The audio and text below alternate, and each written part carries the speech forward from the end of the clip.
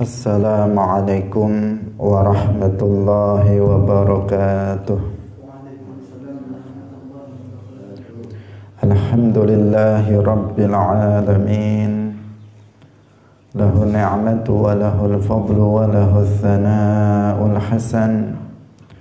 Wa salawatullahil barrir rahim wal malaikatil muqarrabin ala sayyidina wa maulana Muhammadin wa ala alihi wa ashabihi tayyibin at-tahirin. Allahumma la sahla illa ma ja'altahu sahla wa anta taj'alul hazna idha syi'ta sahla. Allahumma arzuqna al-ikhlasa fin niyyati wal qawli wal amal wa ba'du. Ila nabiyil mustafa sallallahu alaihi wasallam wa ikhwanihi minal anbiya'i wal mursalin wa syuhada'i was salihin, khususan ila sultanil awliya Syekh Abdul Qadir al-Jilani wa Syekh Ahmad ar-Rifa'i wa Syekh Baha'iddin an-Naqsyabandi wa Syekhina Abdullah al-Harari wa muallif hadzal kitab al-Qadhi Abi Syuja' wa ila arwahi jami'i muassisi jam'iyyati Nahdlatul Ulama Syekh Muhammad Hashim Ash'ari wa Syekh Bisri Sansuri wa Syekh Abdul Wahab Hasbuwah wa ila arwahi jami'i ahli al-qubur minal muslimin wal muslimat wal mu'minin wal mu'minat min masyariqil ardi ila magharibiha, khususan ila arwahi abaina wa ummahatina wa ajdadina wa jaddatina wa masyayikhina wa masyayikhi masyayikhina. Al-Fatihah. A'udzu billahi minasy syaithanir rajim. Bismillahirrahmanirrahim. Alhamdulillahi rabbil alamin. Ar-Rahmanir Rahim. Maliki yaumiddin. Iyyaka na'budu wa iyyaka nasta'in. Ihdinas siratal mustaqim. Siratal ladzina an'amta 'alaihim ghairil maghdubi 'alaihim waladdallin.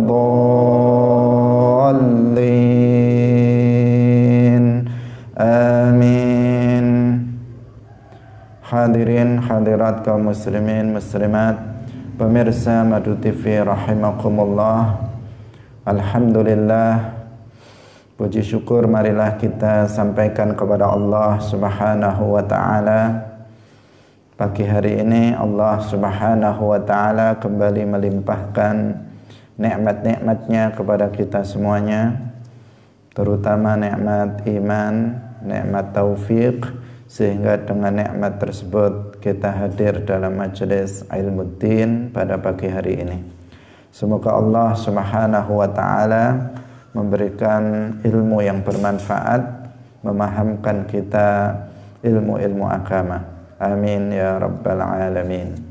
Salawat dan salam semoga tetap terlimpahkan kepada Nabi Agung, makhluk yang termulia, yaitu Nabi Muhammad sallallahu alaihi wasallam, para sahabatnya, keluarganya, serta seluruh umat Islam yang mengikuti beliau ila yaumil qiyamah. Hadirin hadirat rahimakumullah. Mari kita memulai pengajian kita pada pagi hari ini dengan mengikhlaskan niat kita lillahi ta'ala. Kita masih dalam pembahasan tentang mustahiquz zakah al-asnaf ats-tsamaniyah, yaitu golongan 8 golongan yang berhak untuk mendapatkan zakat.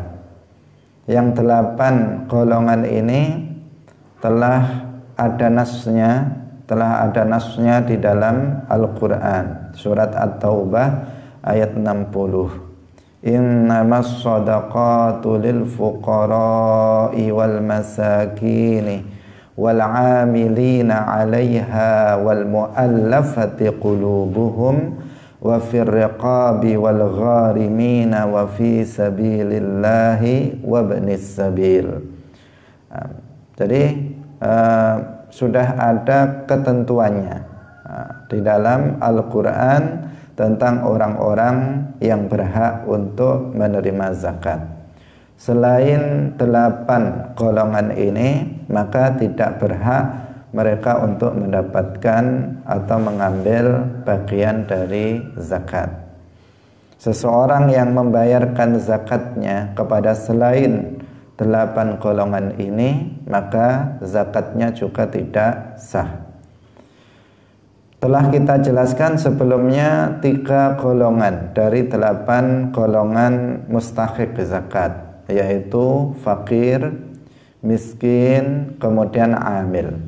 Dan pagi hari ini kita akan melanjutkan pembahasan yang keempat, yaitu mustahik yang keempat, yaitu al-mu'allafatu qulubuhum.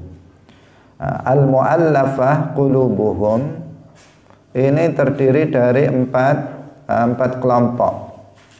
Yang dimaksud dengan mu'allafah qulubuhum itu ada 4 kelompok.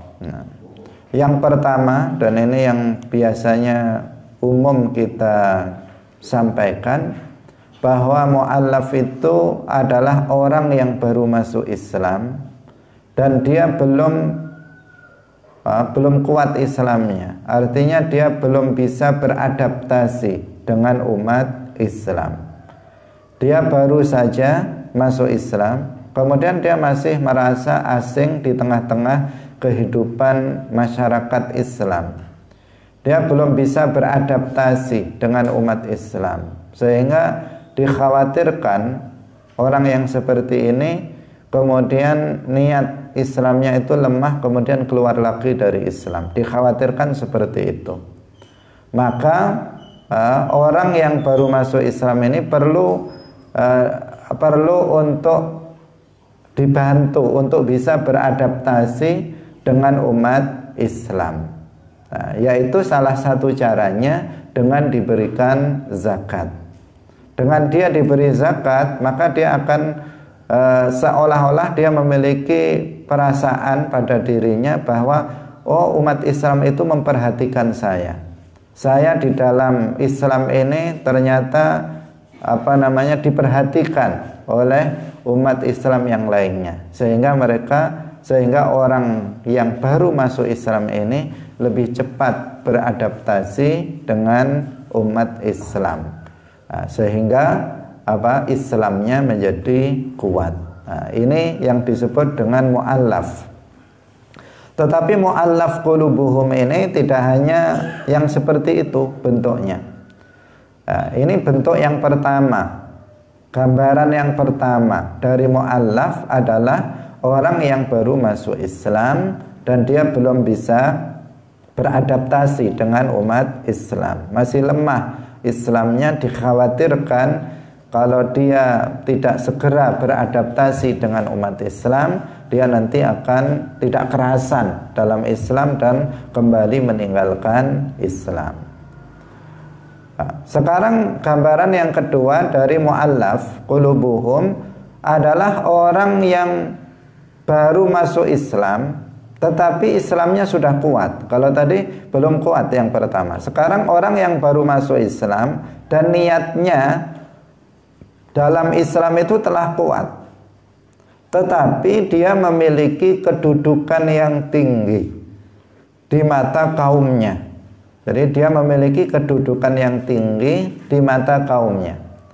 Jika dia diberi zakat, maka harapannya orang semacam dia yang masih kafir itu akan tertarik untuk masuk ke dalam agama Islam. Nah, ini mu'allaf yang kedua. Jadi ada seseorang, dia baru masuk Islam, tetapi dia adalah seorang pemimpin dari kaumnya. Dia pemimpin dari kaumnya. Kalau pemimpin, dia punya pengaruh ke bawahnya. Jika tokohnya ini masuk Islam, biasanya kemudian masyarakatnya itu ikut masuk ke dalam agama Islam karena dia adalah seorang tokoh. Nah, ada seorang tokoh, dia masuk Islam. Nah, begitu dia masuk Islam, kemudian dia langsung bisa beradaptasi dengan umat Islam, Islamnya kuat. Nah, tetapi apabila dia, artinya kan dia tidak masuk pada gambaran mu'allaf yang pertama tadi, tidak masuk karena apa? Islamnya sudah kuat. Tetapi jika orang ini diberi zakat, maka harapannya tokoh-tokoh masyarakat, pemimpin-pemimpin dari kaum itu yang masih kafir, itu akan tertarik masuk ke dalam agama Islam. Itu harapannya seperti itu. Jadi yang masih kafir, orang lain, tokoh juga, pemimpin juga yang masih kafir, itu melihat, oh enak ya, si fulan itu dia masuk Islam, kemudian dia diberi zakat. Nah, saya tak masuk Islam juga. Nah, harapannya seperti itu. Harapannya seperti itu. Sehingga kalau ini bisa masuk Islam, maka otomatis nanti kaumnya, masyarakatnya, pengikutnya juga akan masuk Islam. Maka ini boleh diberi zakat, yaitu orang yang juga baru masuk Islam, niatnya telah kuat, tetapi diharapkan dengan dia diberi zakat karena kedudukannya yang tinggi di mata kaumnya, maka orang lain yang seperti dia, sama-sama tokoh, sama-sama pimpinan, sama-sama pembesar dari kaumnya, itu akan tertarik masuk ke dalam agama Islam. Ini gambaran yang kedua. Jadi gambaran yang pertama, kita ulangi, gambaran yang pertama, orang yang baru masuk Islam, Islamnya belum kuat, dia belum bisa beradaptasi dengan umat Islam, maka ini mu'allaf yang pertama, dia diberi zakat, berhak untuk menerima zakat. Yang kedua, mu'allaf itu gambarannya yang kedua, orang yang baru masuk Islam tapi Islamnya sudah kuat, Islamnya sudah kuat, tetapi dia adalah pemimpin dari masyarakat, dia adalah pemimpin kaum, tokoh dari masyarakat. Jika dia diberi zakat, harapannya orang semacam dia akan masuk Islam, maka dia juga berhak untuk menerima zakat. Dia juga disebut sebagai mu'allaf qulubuhum. Al-mu'allafatu qulubuhum. Ini untuk gambaran yang kedua. Kemudian gambaran yang ketiga, mu'allaf itu orang yang telah masuk Islam dan dia bisa menjaga kita dari keburukan orang-orang kafir yang berada di sekitar kita. Jadi seseorang dia baru masuk Islam, sudah kuat Islamnya, kalau kita beri zakat, maka orang ini, orang yang sudah masuk Islam, karena orang kafir nggak bisa menerima zakat. Orang kafir itu tidak berhak untuk menerima zakat, meskipun orang kafir itu miskin, meskipun orang fakir itu fakir, meskipun orang fakir itu adalah misalnya gharim, maka dia tidak berhak untuk menerima zakat. Ini sudah masuk Islam, ada orang yang sudah masuk Islam, Islamnya kuat. Jika kita beri zakat dia, maka dia akan menjaga kita, umat Islam, masyarakat Muslim, dari kejahatan orang-orang yang kafir yang berada di sekitar kita. Artinya dia memiliki apa? Memiliki power, memiliki kekuatan yang ditakuti oleh orang kafir. Jika kita beri, ini sudah Muslim tapi dia sudah Muslim, kita kasih dia zakat, maka dia akan bisa menjaga kita dari kejahatan atau keburukan orang kafir, teman dia yang masih kafir. Hadirin hadirat rahimakumullah. Ini gambaran yang ketiga tentang mu'allaf. Gambaran yang keempat, orang mu'allaf itu yaitu orang yang tadi dia sudah masuk Islam. Jika kita itu memberikan zakat kepadanya, maka kita akan bisa dijaga oleh orang ini dari keburukan orang-orang yang tidak mau bayar zakat. Orang yang mani'uz zakah, orang-orang yang enggan tidak mau membayar zakat. Kita akan dijaga dari itu oleh dia. Maka dia juga berhak untuk menerima zakat. Hadirin hadirat rahimakumullah. Dua kelompok tadi kita sebutkan empat bentuk atau 4 kelompok yang disebut dengan mu'allaf. Nah, yang dua terakhir ini diberi zakat jika itu lebih ringan dibandingkan dengan menyiapkan tentara untuk memerangi orang-orang kafir atau orang-orang yang enggan membayar zakat. Kalau misalnya kita sudah punya pasukan, orang-orang kafir itu kalau mau mereka membahayakan kita, mereka menyerang kita, cukup langsung diperangi saja. Maka di sini apa? Di sini tidak usah kita memberi zakat kepada si fulan agar dia bisa menolak bahaya dari orang kafir. Kalau memang para pembangkang dari membayar zakat yang jumlahnya banyak, itu tanpa kita memberikan zakat kepada seseorang agar orang itu melindungi kita dari kejahatan mereka, tanpa itu kita bisa memerangi orang ini, menumpas kelompok-kelompok pembangkang ini, maka maka tidak usah diberi zakat, tetapi langsung saja diperangi untuk menghindari kejahatan mereka atas umat Islam. Hadirin hadirat kaum muslimin muslimat pemirsa Madu TV yang berbahagia, berikutnya yaitu yang kelima. Yang pertama apa? Fakir, kemudian miskin, kemudian amil, kemudian al-mu'allafatu qulubuhum. Sekarang yang kelima adalah riqab. Riqab itu adalah budak. Riqab adalah budak. Wa fir riqabi. Tetapi budak yang di sini yang dimaksud bukan semua budak. Bukan semua budak, karena kalau budak itu nafkahnya adalah pada sayyidnya.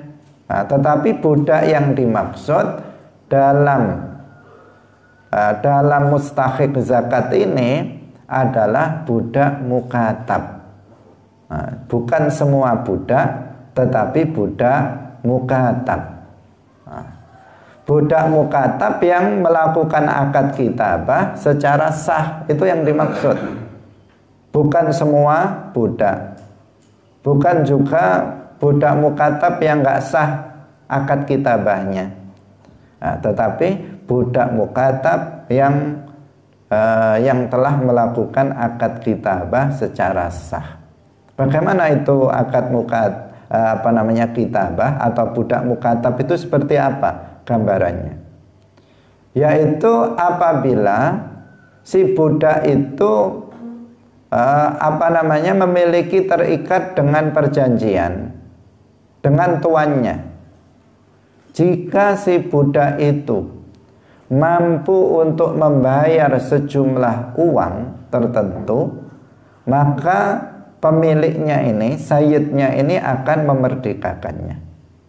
Misalnya sayyidnya mengatakan kepada si budak ini, jika kamu mampu membayar saya uang sebesar 50 juta, maka kamu bebas.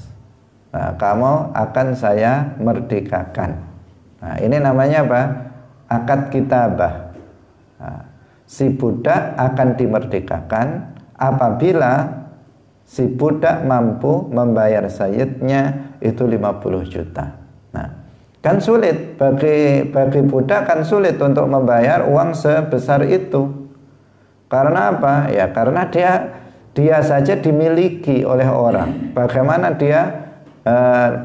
dia bisa membayar tuannya dengan sejumlah uang tersebut? Nah, maka budak yang semacam ini, budak yang oleh sayyidnya akan dimerdekakan jika dia membayar sejumlah uang tertentu, maka dia bisa atau berhak untuk menerima zakat dalam rangka membantu dia untuk memerdekakan dirinya. Jadi dia misalnya tadi itu contohnya 50 juta, dia butuh 50 juta, maka dikasih dia uang 50 juta untuk membayar tuannya sehingga dia bisa merdeka. Itu yang dimaksud dengan riqab di sini. Nah, tetapi untuk masa sekarang riqab sudah nggak ada, budak ini sudah tidak ada lagi. Artinya bagian daripada riqab untuk hari ini itu telah gugur, nggak ada. Artinya yang nggak usah diada-adakan. Jika tidak ada, maka jangan diada-adakan. Karena sebagian yang kemudian memaksakan diri bahwa asnaf yang 8 ini harus ada, nggak boleh nggak ada, karena sudah disebutkan oleh Al-Quran maka harus ada. Nah, ini tidak benar. Kenapa? Karena ketika seseorang memaksakan diri, berarti dia harus mengalihkannya kepada makna yang lain, yang itu tidak sesuai dengan ketentuan syariat Islam. Ada yang sebagian kemudian mengatakan, oh, riqab pada masa sekarang ini ya para pembantu itu riqab. Ini kan repot nanti kalau budak pembantu itu dinamakan budak, ini nanti bahaya. Karena riqab atau budak dalam Islam memiliki memiliki hukum khusus. Dari segi aurat saja, budak perempuan misalnya, itu auratnya seperti aurat laki-laki, yaitu ma baina surrah war rukbah, bagian badannya di antara pusar dan lutut. Itu budak perempuan, auratnya seperti aurat laki-laki dari sisi itu saja. Nah, nanti kalau misalnya budak atau pembantu itu disamakan dengan budak, kan rusak nanti, auratnya jadi seperti itu. Kemudian boleh bagi sayyidnya itu untuk menggaulinya. Jika pembantu disamakan dengan budak, nah, nanti hancur, rusak. Nah, nanti yang punya pembantu jadi menggauli pembantunya. Nah, ini nanti akan rusak. Sebagaimana terjadi itu anggapan oleh sebagian orang. Jadi budak itu beda sama sekali dengan pembantu.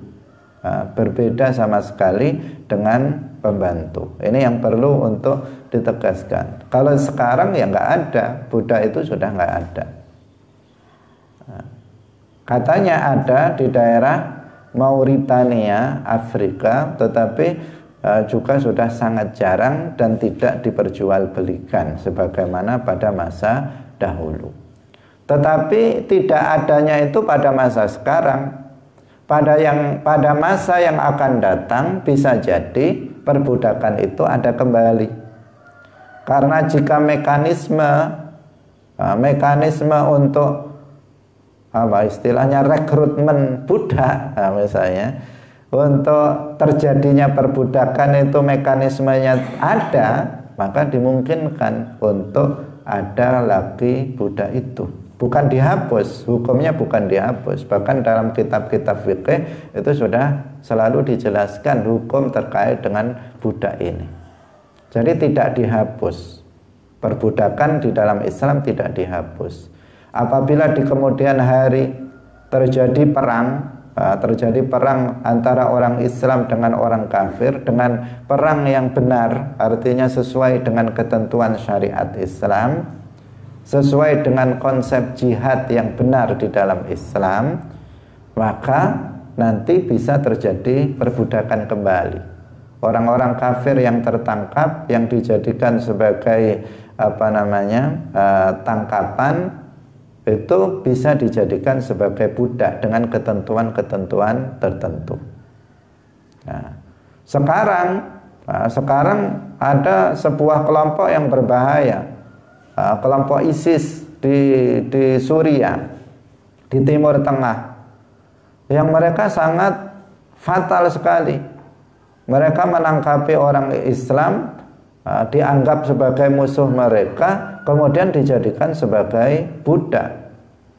Perempuan-perempuannya diperlakukan sebagai budak perempuan, yang kemudian dengan semaunya, dengan dalih agama, kemudian mereka membuat kerusakan sesuatu yang sangat bertentangan dengan agama. Maka kita harus berhati-hati terhadap kelompok-kelompok yang ekstrim, radikal, berkedok Islam, mengatasnamakan Islam untuk melampiaskan nafsunya, syahwatnya dengan cara seperti itu. Seakan-akan mereka menegakkan ajaran Islam, tetapi sesungguhnya justru mereka memanfaatkan sebagian konsep dalam Islam untuk melampiaskan syahwat dan nafsu mereka. Hadirin hadirat yang dirahmati oleh Allah Subhanahu wa taala. Jadi riqab ini nggak ada lagi bagiannya. Jadi kalau nggak ada bagaimana? Yang nggak ada nggak usah dikasihkan kepada yang ada. Masa nggak ada dipaksakan ada? Kalau nggak ada ya sudah nggak ada. Seperti itu.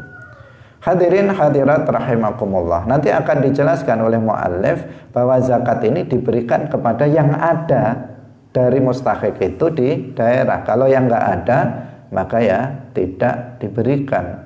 Mau diberikan ke siapa? Orangnya nggak ada. Itu sederhana saja sebenarnya logikanya, bukan kemudian dengan memaknai mustahik misalnya riqab dengan makna yang bertentangan dengan Islam. Hadirin hadirat kaum muslimin muslimat, pemirsa Madu TV yang dirahmati oleh Allah Subhanahu wa taala. Kemudian yang berikutnya adalah gharim. Yang keenam adalah gharim, al-gharimin. Gharim ini gambarannya juga ada 3 gambarannya. Yang pertama, kalau pada dasarnya dia kan orang berhutang. Gharim itu orang yang berhutang. Gambarannya 3. Yang pertama, orang yang berhutang untuk menenangkan fitnah di antara dua kelompok orang yang tentang orang yang dibunuh. Jadi misalnya terjadi pembunuhan terhadap seseorang. Kemudian antara keluarga korban dan keluarga pembunuh itu terjadi permusuhan di antara mereka. Terutama dalam hal misalnya dia meminta ganti rugi misalnya, ya sebenarnya bukan ganti rugi, atau istilahnya ya dituntut, yang keluarga pembunuh itu dituntut dengan sejumlah uang. Kalau enggak, maka ini tetap terjadi fitnah, permusuhan, dan bisa terjadi bahaya yang lebih dari sekedar terbunuhnya satu orang. Maka kemudian seseorang berinisiatif, dia berinisiatif untuk berhutang. Berhutang karena nggak punya uang, dia berhutang untuk dan memberikan uang, sejumlah uang yang dibutuhkan itu kepada keluarga korban, agar nanti padam fitnah di antara dua kelompok itu, dalam rangka mendamaikan, biar damai, tidak terjadi fitnah yang lebih besar. Maka dia ngalahi untuk berhutang sejumlah uang yang diminta oleh keluarga korban misalnya, kemudian dia hutang diberikan kepadanya. Nah, sehingga kemudian menjadi apa? Damai di antara dua kelompok tersebut. Maka orang yang berhutang ini dengan tujuan tersebut yang tadi sudah kita sebutkan, orang ini bisa diberi zakat untuk membayar hutangnya. Jadi orang ini yang berhutang ini berhak untuk mendapatkan zakat untuk membayar hutangnya. Ini gambaran yang pertama. Hadirin hadirat rahimakumullah. Kemudian gambaran yang kedua, orang yang berhutang dalam sesuatu yang mubah, kemudian dia tidak mampu untuk membayarnya. Dia tidak mampu untuk membayarnya. Jadi dia memang seperti pada umumnya yang kita contohkan di sini. Ada seseorang mau makan, hutang karena nggak ada uang untuk beli beras, nggak ada uang untuk beli lauk misalnya. Kemudian dia berhutang. Besok nggak punya lagi, hutang lagi.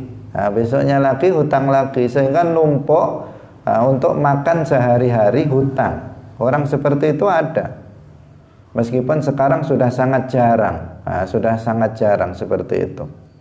Tapi saya yakin masih ada orang yang hidupnya seperti itu, untuk makan saja hutang.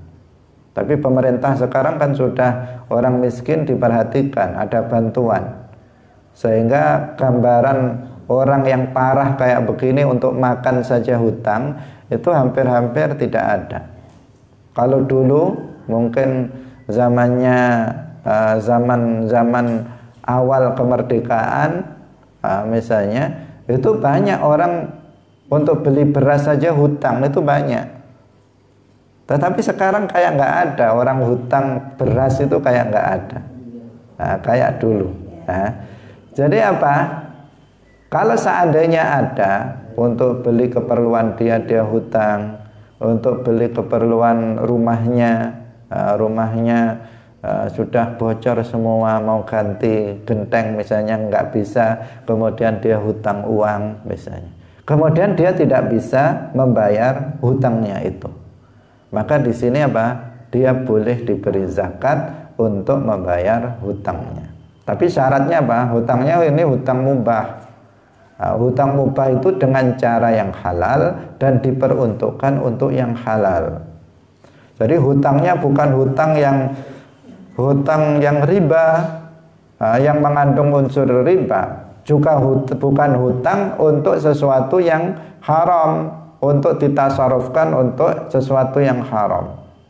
Seseorang nggak punya uang, saya mau nanggap dandutan dengan menghadirkan artis ibu kota misalnya, yang biar bisa berjoget dan membuka auratnya di sini, secara nggak langsung. Tapi saya nggak punya uang, padahal saya butuh uang 100 juta. Ya udah, saya hutang dulu lah ke bank, udah untuk tujuan haram, dengan cara haram pula dia berhutangnya. Maka di sini kemudian dia nggak bisa bayar hutangnya. Boleh nggak dia diberi zakat? Tidak boleh. Tidak boleh dia diberi zakat.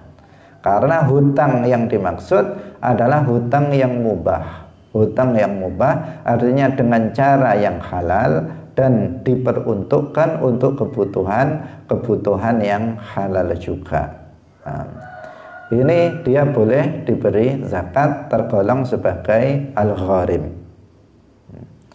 Atau seseorang dia ketika berhutang itu dalam sesuatu yang haram, untuk sesuatu yang haram, tetapi secara zahir sudah terlihat padanya bahwa dia itu sudah bertaubat. Dia sudah bertaubat. Taubatnya itu ya taubat betulan, taubat lillahi ta'ala, karena dia telah berbuat maksiat kepada Allah dan dia tidak mampu untuk membayarnya, padahal sudah jatuh tempo hutangnya itu. Maka jika memang betul-betul terlihat bahwa secara zahir sudah terlihat dia itu memang sudah bertaubat, maka di sini dia juga boleh untuk diberi zakat untuk membayar hutangnya. bukan pura-pura taubat. Nah, karena taubat yang sebenarnya itu apa? Nadam, taubat itu nadam, atau batu an-nadamu taubah. Menyesal itulah yang disebut taubat. Tetapi menyesal yang dimaksud adalah menyesal karena telah berbuat maksiat kepada Allah. Itu namanya taubat. Kalau menyesal berbuat dosa karena sudah ketahuan orang dosanya, karena sudah jatuh merugi, karena sudah jatuh tertimpa tangga misalnya, maka ini bukan taubat namanya. Nah, dia taubat karena apa? Ya sudah bangkrut, sawahnya sudah terjual semua, rumahnya juga sudah terjual. Kemudian istrinya juga sudah nggak betah sama dia, anak-anaknya lari, istrinya lari, tinggal dia sebatang kara karena judi. Karena berjudi dia habis semua hartanya. Untuk makan saja susah. Kemudian dia mengatakan saya taubat. Karena taubatnya apa? Taubatnya gara-gara dia sudah bangkrut. Bukan karena Allah, bukan karena dia telah bermaksiat kepada Allah. Maka orang seperti ini kan belum bertaubat. Dia tidak disebut taubat. Orang yang bertaubat itu dia yang menyesal karena telah bermaksiat kepada Allah. Dalam hatinya, kenapa saya berbuat maksiat kepada Allah? Padahal Allah sudah memberikan nikmat-nikmat kepadanya. Allah sudah memberi makan dia, memberi minum dia, memberi rizki, memberi kesehatan, memberikan hidup. Tetapi kenapa saya bermaksiat kepada Allah yang sudah melimpahkan nikmat-nikmatnya kepadaku? Maka seperti ini, jika dia menyesalnya karena telah berbuat maksiat kepada Allah, maka berarti dia memang betul dia bertaubat. Tapi karena kalau taubatnya itu karena itu tadi, karena sudah bangkrut, sudah berjudi kalah terus menerus, tertipu lagi, setelah itu habis semua hartanya, setelah itu dia menyesal. Dia menyesal karena hartanya sudah habis. Ini bukan taubat. Atau dia menyesal karena sudah sudah sakit misalnya. Pekerjaannya misalnya hanya pergi ke tempat-tempat perzinaan, ke lokalisasi tempat perzinaan, uang dihabiskan, dihamburkan sampai hutang-hutang, nggak punya hutang untuk melakukan misalnya perzinaan. Pada akhirnya dia kemudian jatuh sakit parah misalnya. Setelah itu dia menyesal, kenapa saya dulu seperti itu. Maka meskipun dia hutangnya banyak, tetapi untuk kepentingan maksiat, jika taubatnya itu taubat hanya pura-pura atau tidak karena Allah, maka berarti tetap tidak diberi zakat. Tetapi jika telah terbukti nyata di depan kita, dia itu memang sudah bertaubat, dan taubatnya itu betul. Dia bertaubat itu karena telah berbuat maksiat kepada Allah. Maka dalam hal ini dia bisa diberi zakat untuk membayar hutang dia, biar dia lepas dari hutangnya, kemudian dia bisa bangkit sebagai seorang muslim yang baik. Itu gharim. Gharim seperti itu, gambaran yang kedua. Gambaran yang ketiga, gharim itu orang yang berhutang untuk menjamin hutang orang lain. Untuk menjamin hutang orang lain. Jadi dia hutang, misalnya ada seseorang punya hutang kepada si A, si B punya hutang kepada si A.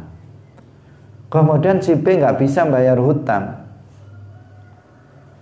karena ya memang kondisinya sangat memprihatinkan, pekerjaan nggak punya, sudah nggak begitu sehat dan seterusnya. Pokoknya nggak mendukung lah untuk bisa bayar hutang. Kemudian dia diancam oleh si A, pokoknya harus dibayar. Kalau nggak dibayar, awas nanti. Dan seterusnya. Diancam dia, dipaksa untuk segera membayar hutang. Nah, meskipun kita sebagai seorang muslim itu hendaknya memberikan toleransi. Ya, kalau ada orang punya hutang kepada kita, kemudian sudah jatuh tempo dan kita tahu orang ini memang nggak mampu untuk membayar hutangnya.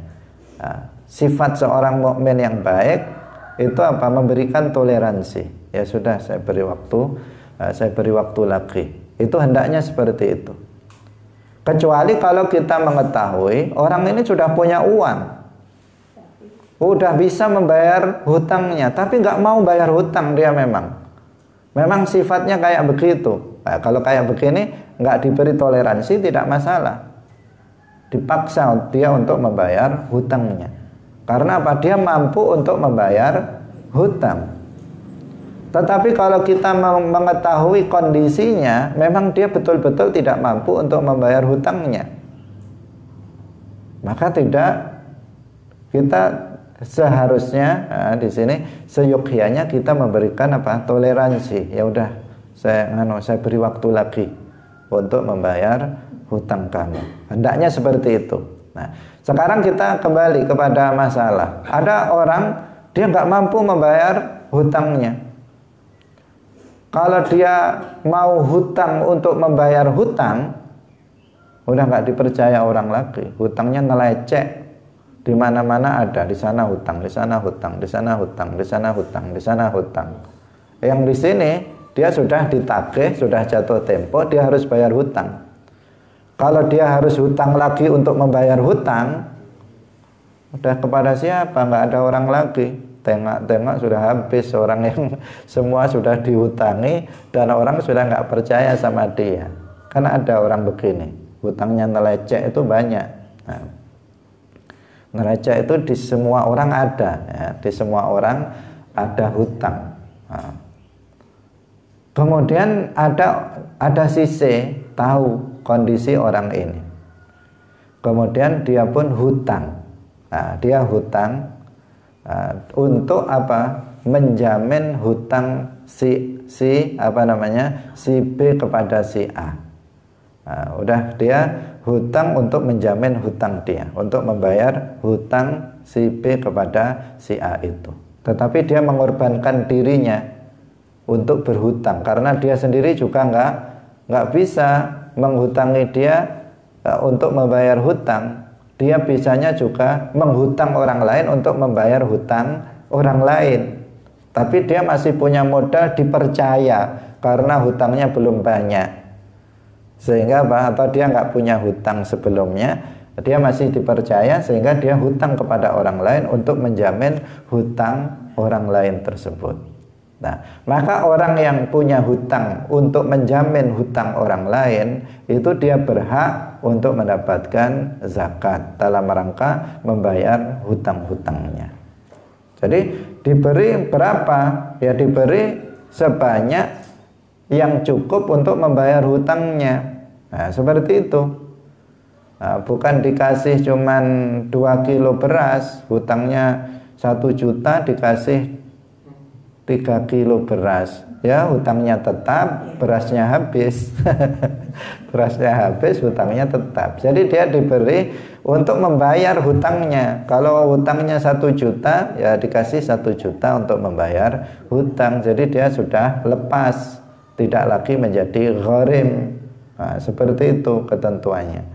Jadi memang konsep zakat ini betul-betul untuk meringankan orang-orang yang susah, baik itu dia sebagai fakir, dia sebagai miskin, atau dia sebagai gharim. Memang betul-betul meringankan beban mereka, untuk mengentaskan mereka dari kefakiran, mengentaskan mereka dari kemiskinan, mengentaskan mereka dari lilitan hutang. Nah, itu tujuan mereka diberi zakat tersebut.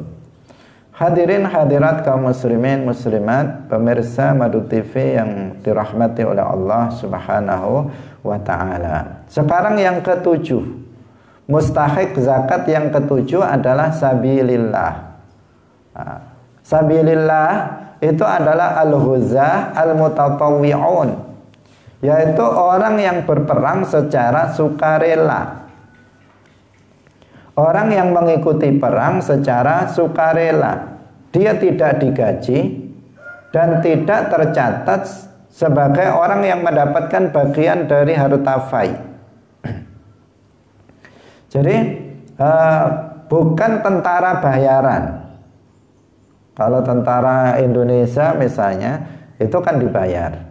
Tentara sekarang pada umumnya setiap negara itu tentaranya dibayar. Kalau tentaranya itu dibayar, mereka kemudian perang, meskipun perangnya itu adalah melawan orang kafir, maka mereka tidak mendapatkan bagian dari zakat. Karena apa? Sudah dibayar. Nah, fisabilillah itu adalah pejuang sukarela, orang yang mengikuti perang secara apa? Secara sukarela, tidak dibayar, tidak digaji, namanya tidak tercatat sebagai bagian dari orang yang nanti akan mendapatkan fai. Nah, fai itu yaitu nanti apa namanya, harta dari orang kafir yang sudah dirampas itu tidak ada nama dia sebagai bagian orang yang nanti bisa menerimanya. Nah, inilah yang disebut fisabilillah dalam masalah zakat. Nah, jadi dia diberikan zakat meskipun dia orang kaya. Meskipun dia orang kaya. Dia diberikan zakat ini dalam rangka untuk membantu dia dalam mengikuti perang. Untuk mengikuti peperangan, dia dibantu agar apa namanya, ketika dia berperang, dia bisa berperang dengan tenang, dengan baik, maka dibantu. Juga untuk memenuhi apa kebutuhan dirinya dan kebutuhan keluarga yang ditinggalkan di rumah, ditinggal untuk berperang tersebut, kebutuhan makannya, kebutuhan minumnya untuk keluarganya. Nah, ini diberi zakat untuk itu. Hadirin hadirat rahimakumullah. Maka karena dia diberi zakat itu dalam rangka untuk keperluan perang dan keperluan kebutuhan makan minum dia dan keluarganya selama perang, selama dalam masa perang, sehingga ketika perang sudah usai, kok harta zakat yang diberikan kepadanya itu masih tersisa, maka harus dikembalikan, sisanya harus dikembalikan karena perangnya sudah selesai dan kemudian harta yang diberikan kepadanya itu sudah itu masih ada. Karena apa? Keperluan untuk sabilillah adalah keperluan dalam rangka perang dan dalam rangka untuk memenuhi kebutuhan dia dan kebutuhan keluarga yang ditinggalkannya. Jika perang sudah usai kok masih lebih, maka berarti harus dikembalikan lagi lebihannya itu karena memang tujuan sudah tercapai. Hadirin hadirat yang dirahmati oleh Allah Subhanahu wa taala. Sabilillah maknanya bukanlah setiap amal kebaikan dalam masalah ini. Nah, insya Allah khusus masalah ini akan kita jelaskan besok insya Allah, karena pembahasannya itu panjang. Nah, pembahasannya akan panjang. Nah, sementara waktunya tinggal sedikit. Nah, insya Allah secara detail akan kita jelaskan besok. Karena ada sebagian pemahaman di masyarakat, bahkan ini dimunculkan oleh sebagian tokoh, bahwa fisabilillah itu adalah pokoknya pejuang Islam, sehingga mereka memberikan zakatnya kepada guru-guru TPQ, guru-guru ngaji, guru-guru madrasah diniyah, kiai-kiai, masjid, musola, pondok pesantren. Mereka berikan zakatnya untuk mereka, yang terkadang mereka itu bukan fakir, bukan miskin. Nah, jadi ini atas namanya apa? Dia adalah fisabilillah. Nah, sebagian juga ada yang memberikan zakatnya itu untuk pembangunan masjid, untuk pembangunan musola, untuk pembangunan madrasah, pondok pesantren. Katanya ini adalah sabilillah. Nah, ini juga praktek yang tidak benar, praktek yang tidak sesuai dengan ketentuan syariat Islam. Insya Allah tentang masalah ini kita bahas secara mendetail besok insya Allah, karena pentingnya masalah ini, karena ini sudah beredar luas seakan-akan kita tidak mampu untuk menolak pemahaman yang semacam ini, karena memang difatwakan oleh orang yang bukan mujtahid, orang-orang yang mengaku sebagai ulama tetapi derajatnya bukan mujtahid, yang kemudian pendapat ini bertentangan dengan ijma' dari seluruh umat Islam, bertentangan dengan ijma' dari semua mazhab fikih yang ada, nggak sesuai dengan mazhab Hanafi, tidak sesuai dengan mazhab Maliki, tidak sesuai dengan mazhab Syafi'i, tidak sesuai dengan mazhab Hambali, tidak sesuai dengan ketentuan syariat yang sudah mujma' alaih. Tetapi itu berjalan. Orang menggunakan harta zakat untuk keperluan-keperluan atas nama sabilillah, tetapi sebenarnya itu bukan sabilillah. Hadirin rahimakumullah, yang ke-8. Kita selesaikan ke-8, baru besok kita bahas secara khusus tentang sabilillah. Yang ke-8 adalah Ibnu Sabil. Ibnu Sabil itu musafir. Musafir, orang yang bepergian. Baik dia berangkat dari daerah zakat atau dia lewat daerah zakat. Jadi dia berangkatnya dari daerah zakat, dia ingin bepergian ke suatu daerah untuk tujuan tertentu di sana. Tetapi dia dia nggak memiliki bekal. Dia tidak memiliki bekal untuk bisa bepergian menuju tempat tujuannya itu. Maka di sini dia namanya Ibnu Sabil, boleh diberi zakat untuk dia bisa melakukan bepergian ini sampai kepada tujuannya dan kemudian pulang lagi ke daerahnya. Secukupnya untuk pergi dan pulang sampai ke rumah. Ini namanya Ibnu Sabil. Atau dia lewat di daerah zakat. Dia pergi dari suatu daerah, kemudian ketika sampai di daerah ini, sampai di daerah kita ini misalnya, dia kehabisan bekal, nggak bisa melanjutkan perjalanannya menuju Jakarta misalnya. Dia dari Banyuwangi mau pergi ke Jakarta, sampai di Kediri kehabisan bekal. Maka dia bisa diberi zakat atas nama Ibnu Sabil untuk kemudian bisa pergi sampai ke tujuannya, sampai ke Jakarta, dan bisa pulang sampai ke Banyuwangi. Tetapi di sini tujuannya harus jelas. Orang ini tujuannya jelas. Kalau nggak ada tujuan, berarti gelandangan. Dia memang tiap hari pergi saja, nggak jelas kemana. Kamu mau kemana? Toleh nggak tahu kemana tujuannya. Apakah ke Semarang atau ke Jakarta, nggak jelas. Pokoknya jalan aja. Nah, kalau orang nggak jelas tujuannya, ini tidak berhak dia untuk mendapatkan zakat. Nah, ini kan jadi repot ini, berapa mau dikasih nih? Dia jadi musafir sepanjang hidupnya. Berapa dia dikasih uang untuk bisa melakukan perjalanannya. Karena gelandangan di jalan terus tiap hari. Nah itu. Jadi Ibnu Sabil itu seperti itu gambarannya. Gambarannya seperti itu. Hadirin hadirat rahimakumullah.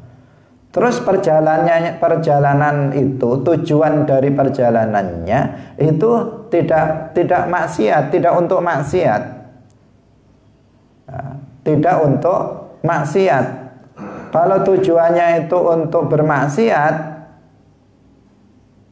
maka nggak bisa diberi. Misalnya dia mau ke Jakarta untuk apa? Untuk bermaksiat di sana. Nah, maka tidak diberi zakat dia. Karena tujuan dari bepergiannya itu maksiat. Tetapi kalau bepergiannya bukan maksiat, meskipun bukan untuk ibadah, tetapi untuk misalnya hal-hal yang lain, namun bukan sesuatu yang maksiat, maka dia masih berhak untuk menerima zakat. Dia masih disebut sebagai Ibnu Sabil. Bukan di tengah perjalanan bermaksiat, tetapi tujuannya itu bukan sesuatu yang maksiat. Karena sulit untuk menghindarkan seseorang melakukan maksiat di tengah jalan. Misalnya dia di tengah jalan melihat perempuan tidak menutup aurat, kan maksiat. Tapi kan bukan itu tujuan dia melakukan perjalanan. Nah, yang dimaksud tujuannya itu harus bukanlah yang maksiat. Jika tujuannya maksiat, maka dia tidak tergolong sebagai Ibnu Sabil yang yang berhak menerima zakat. Itulah yang dimaksud Ibnu Sabil, bukan yang lain, bukan yang lain.